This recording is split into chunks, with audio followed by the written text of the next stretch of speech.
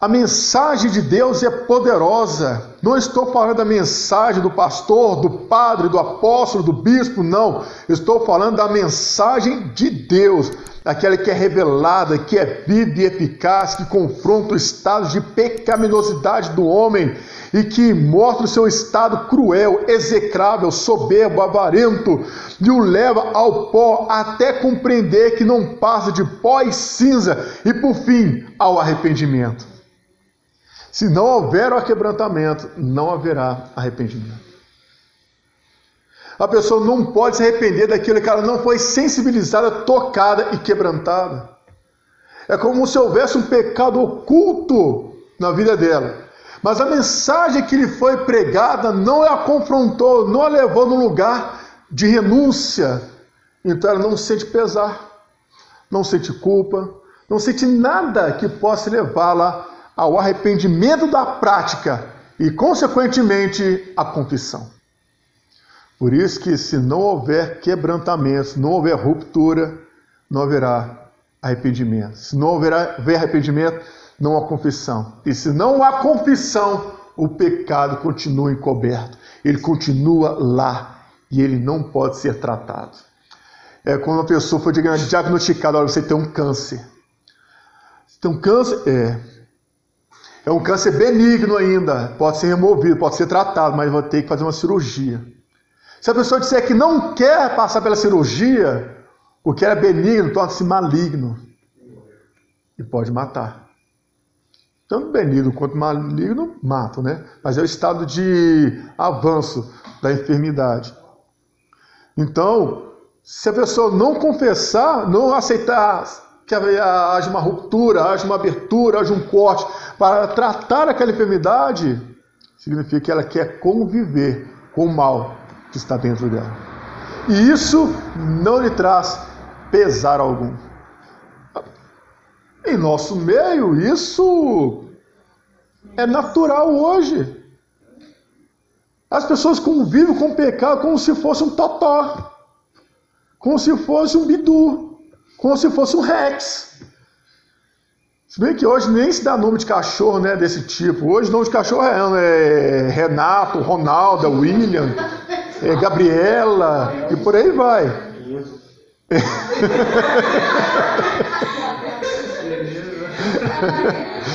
Esse é o seu?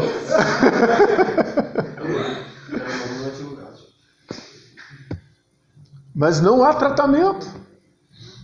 As pessoas vêm na igreja, você não pode pregar o evangelho como ele é, porque senão as pessoas dizem, que mensagem dura, irmão, misericórdia. Que pregação pesada. Não chama o João Batista para pregar na igreja, não, porque sai todo mundo. Então, na linguagem atual, chamam de geração Nutella, né? Então, você não pode pregar um sermão bíblico, porque senão, aquilo ali, sei não. As pessoas, o erro está nos pregadores. É quem está com a trombeta na mão. Antes se fosse um atalaia, né? Está mais para um animador de palco. Hoje é o dia da sua vitória. Hoje Deus vai surpreender você. Hoje Ele tem um milagre para a sua vida. Você entrou dessa maneira, mas não vai sair dessa maneira. Vai ser de outra maneira. Pior. Você entrou vazio, vai sair daqui cheio, porque Deus vai te honrar, Deus vai te abençoar. A pessoa está cheia de pecados, como é que eu vou falar com ela? Deus vai te honrar, Deus vai te abençoar. Gente, a nossa proposta aqui é anunciar o evangelho, deixa Deus fazer o resto. Uma pessoa vai sair da igreja, vá com Deus. Ela não vai voltar mais, vai voltar sim. Quem disse que não vai voltar mais? Quando ela estiver correndo perigo, passando dificuldade, quem que ela vai procurar? Quando estiver ruim lá, onde que ela vai vir? Então essa máxima não prega assim não, porque senão a pessoa vai sair da igreja e sai nada. Ela sai por um momento, depois ela vai ser tocada por Deus e volta por Ele.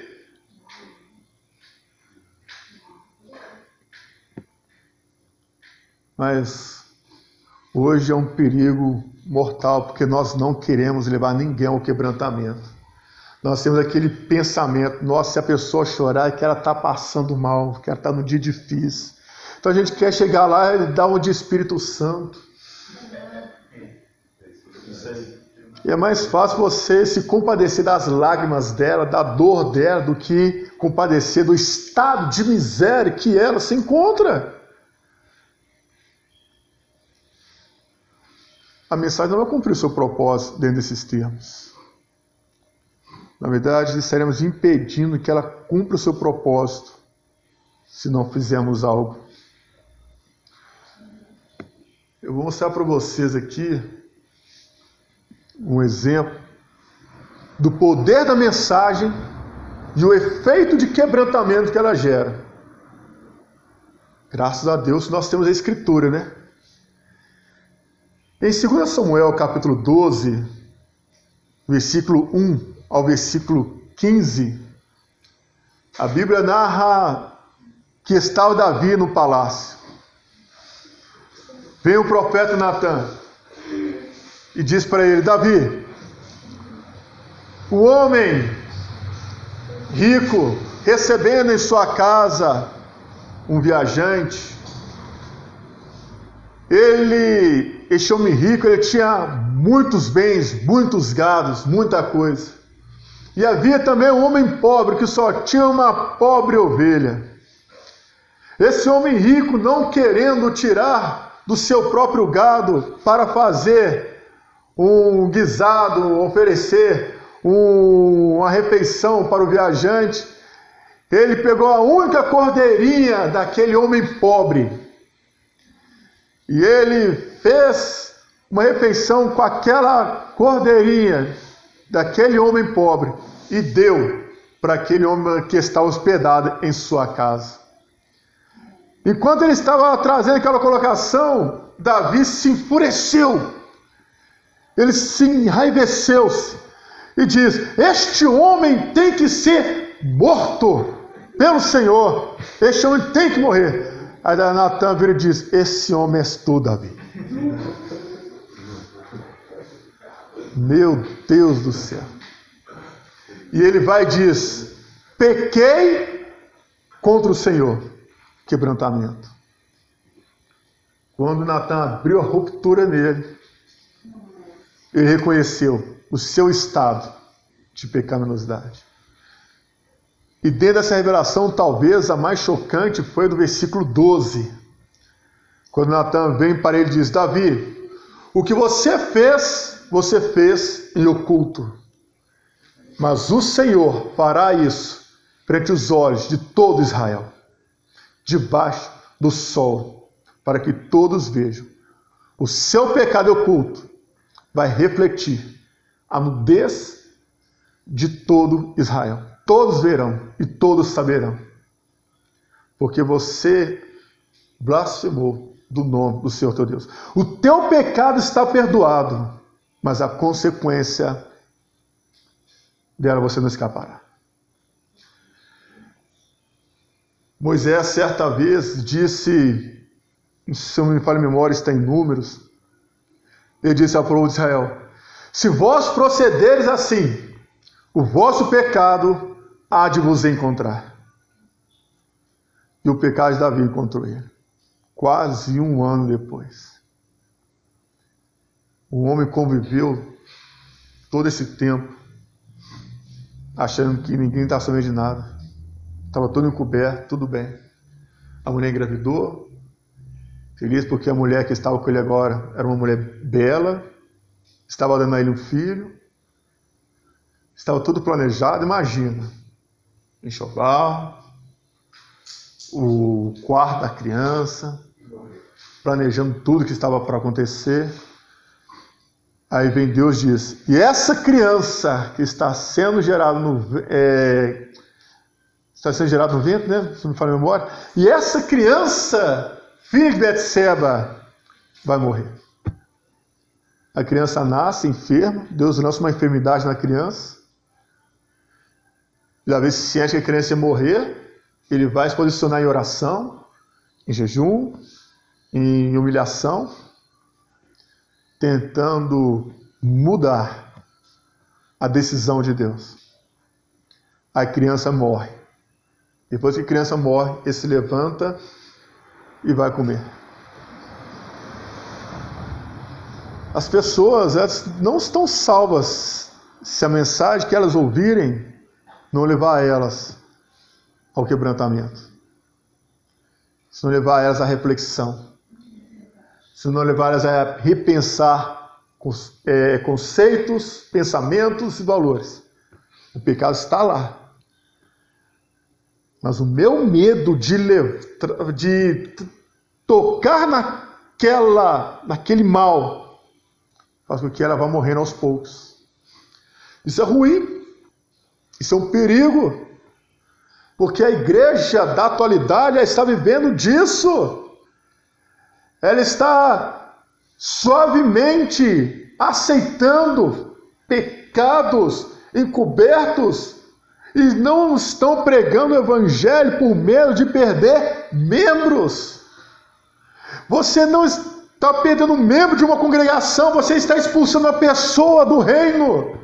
Você está expulsando ela da eternidade, ela vai morrer no seu pecado. E a Escritura diz, se o ímpio morrer no seu pecado, e você ciente do pecado dele, não avisá-lo, ele morrerá no seu pecado, mas o seu sangue vai demandar da sua mão.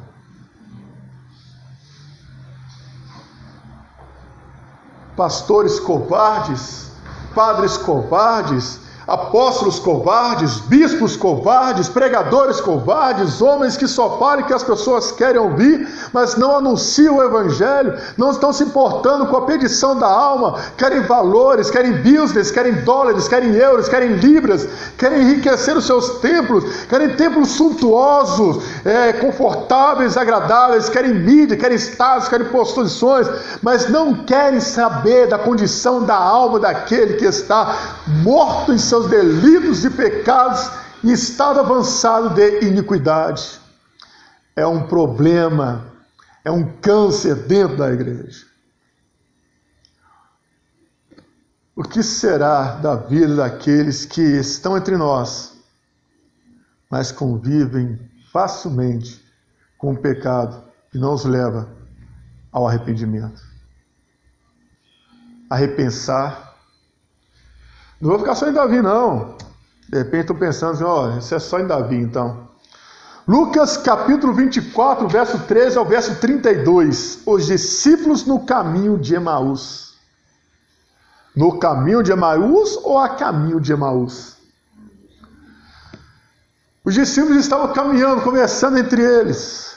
Lucas capítulo 24, verso 13 ao verso 32. Estavam sentados é ótimo, né? Estavam caminhando, trocando ideia entre si. Quem aparece entre eles? Jesus.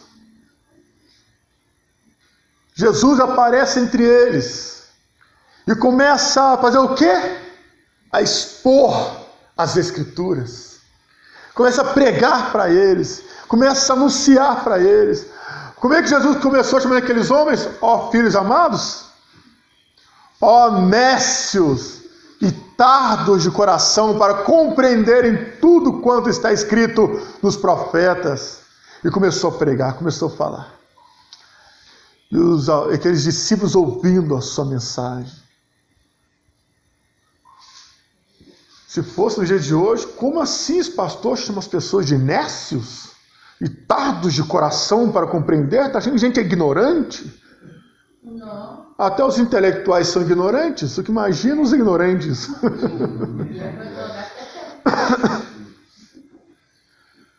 Então, durante a exposição, no final de tudo, eles se assentaram e ficaram tão sensibilizados e tocados pela mensagem que ouviram. E então chamaram ele para entrar em sua casa. E ali ouviram um pouco mais dele. Quando ele tomou o pão e deu graça, desapareceu. E eles compreenderam, era o Senhor. E aí um vira para o outro e diz, porventura não nos ardia o coração e não queimava em nós, quando pelo caminho nos falava, nos expunha as Escrituras. não ardia. Volto lá em Jeremias 23, 29. Não é, pois, a minha palavra como fogo? Porventura não ardia dentro de nós, não nos queimava o coração quando ele nos falava, nos expunha as Escrituras? A exposição das Escrituras, ela vem como fogo. Ela queima, ela incendeia, ela promove labaredas de fogo em nós, e de tal maneira que somos consumidos pela verdade. E o engano que em nós é dissipado. É o poder da palavra. É o poder da revelação da Escritura. É por essa e outras mais que eu sou contra as questões dos estudos superficiais, onde não permitem as pessoas aprofundar nas grandezas de Deus. Tudo isso que está sendo dito aqui, vou encaminhar para vocês no grupo, hoje ainda, para que vocês tenham mais clareza e se aprofundem mais. Prover a Deus que nós ainda não temos, mas teremos, um data show para projetar e acompanhar de forma mais viva ainda, mais presencial. Mas por enquanto estamos limitados a isso. Mas compreenda a profundidade e a grandeza disso, gente. O que a palavra é capaz de fazer. Quando demos legalidade para que isso aconteça, ela vem e cumpre o seu propósito, nós somos consumidos por ela. Olha que coisa extraordinária. Esses discípulos se achavam conhecedores. E ele voltou para Jesus, nem sabendo quem ele era, porque a dor cegou eles. E a maneira como eles se dirigiram ao mestre, sem saber que era o próprio Jesus. Porventura és tu o único peregrino em Israel, que não sabe das coisas que aconteceram nos últimos dias? Jesus como peregrino, assim chamado por eles, e eles por Jesus chamados de nécios. Oh, vocês não compreendem nada acerca das Escrituras.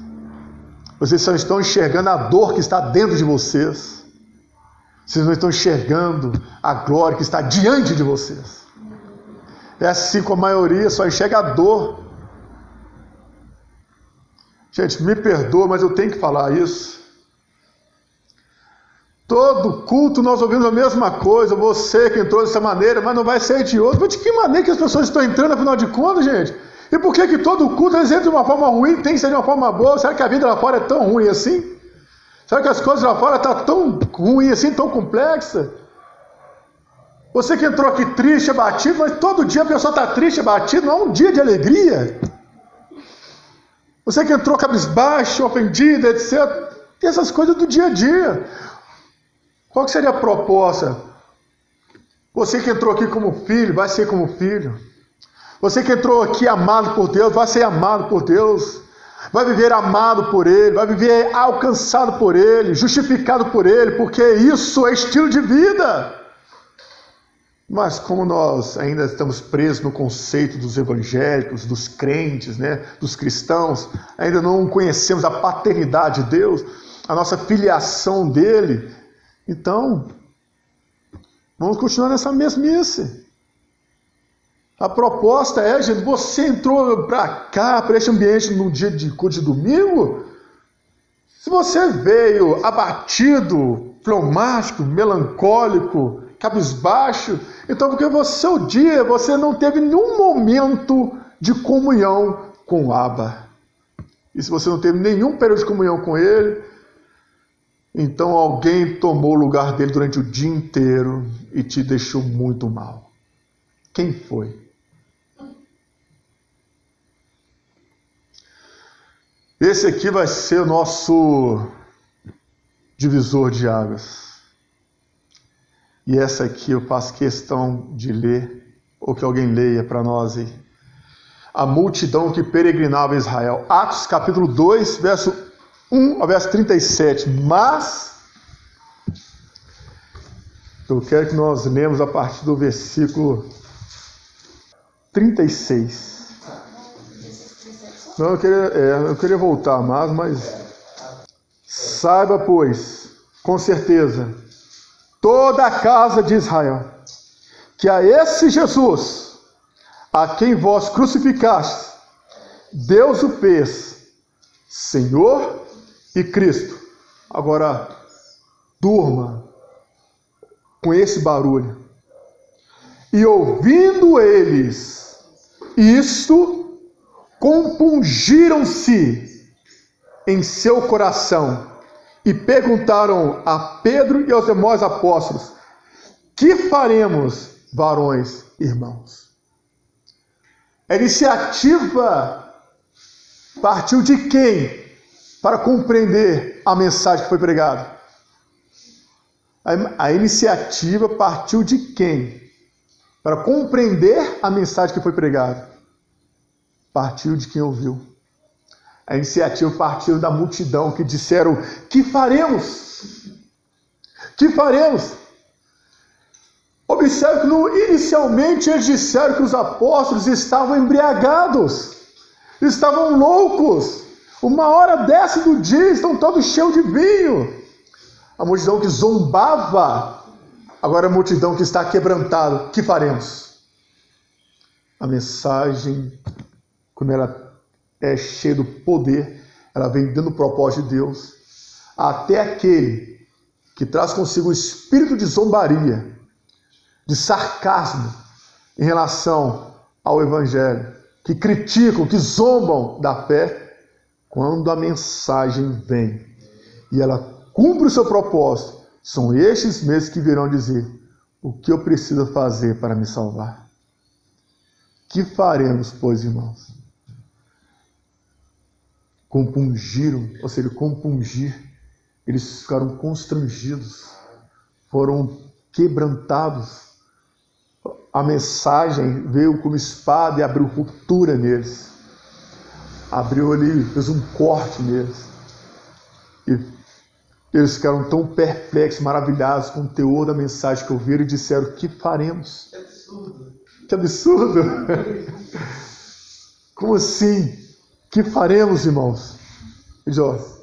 Versículo 38. Disse-lhes Pedro: arrependei-vos. Depois que a mensagem veio e cumpriu o seu propósito, o que nós faremos? Arrependei-vos. O que nós faremos? Arrependei-vos. Tem que vir cumprir o seu propósito.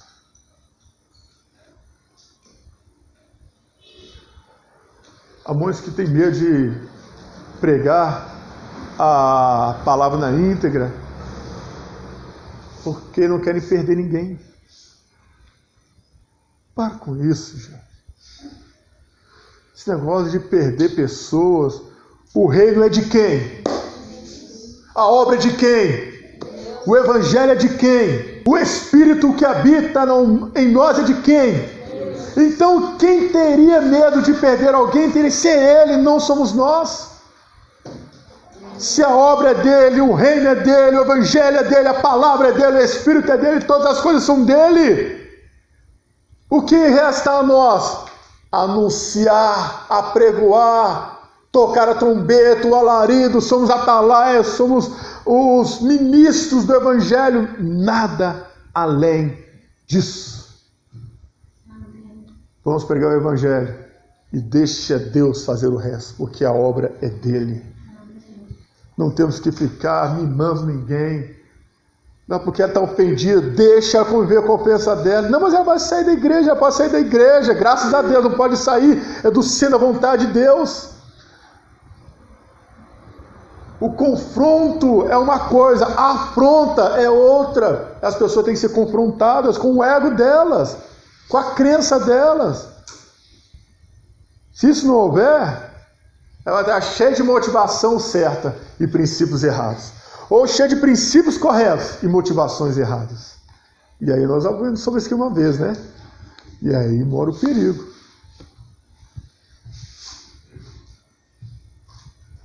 A palavra tem que cumprir o seu propósito. Tem que haver quebrantamento. Deus tem que abrir. Quanta coisa nós estamos deixando de contribuir com o reino por causa do medo. Pessoas têm medo de o que vão pensar de mim. Se você está fazendo a vontade de Deus, vão pensar que você é louco. Mas se você está fazendo a vontade dos homens, vão dizer que você é sábio. Né, Davi? É bem por aí. Se não houver quebrantamento, não há arrependimento. E o que você está aprendendo hoje, o que você vai analisar, vai meditar, vai refletir e vai levar adiante, isso vai fazer um diferencial na vida de muitas outras pessoas. Somente deixe-se ser instruído. Para encerrar, isso é o efeito da palavra de Deus, da mensagem de Deus, da voz de Deus, como está escrito. Salmos 29, versículo 3 ao versículo 9.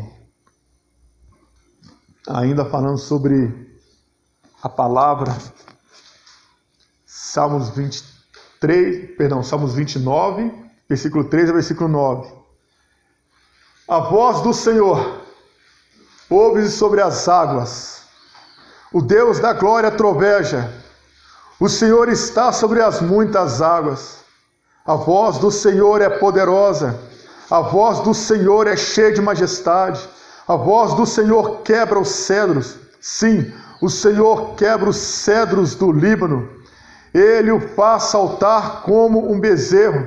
O Líbano e Sirion, como os filhotes de bois selvagens.